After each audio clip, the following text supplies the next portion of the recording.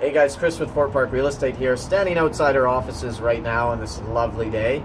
Anyways, I want to talk to you today about one thing that keeps coming up is renovating for a rental property versus renovating for a flip property or a renovation.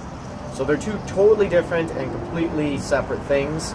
There's some crossover definitely, but the one thing that I see a lot of investors make a mistake about, particularly rookie investors, is they spend way too much on the renovations for the rental properties.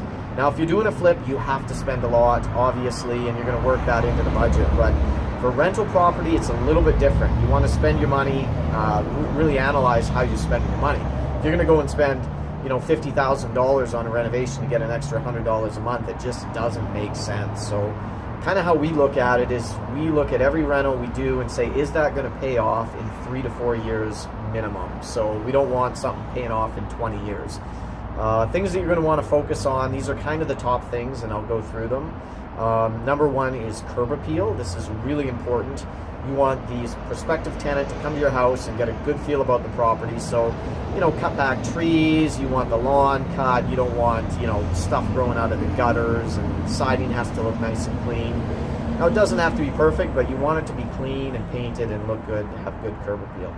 The other thing is your kitchens and your bathrooms. Now, if you're doing a flip, obviously you're going to go high end on this. Stainless steel appliances, granite counters, all that good stuff. But for a rental, you don't necessarily need to do that. It has to be clean, modern, functional. Maybe the old cabinets are perfectly good if you paint them, if you replace the hardware, stuff like that. And that goes for the rest of the house too. So cosmetics are a big thing here. This is number 3 on the list. You want fresh paint that does a huge job. You want, particularly in the high traffic areas, and you just want it to look good. Replace all the old brass and the old light fixtures, stuff that's really, really cheap and easy to replace. You want to replace all of that. The other thing that you really want to focus on here is making it functional and making everything work.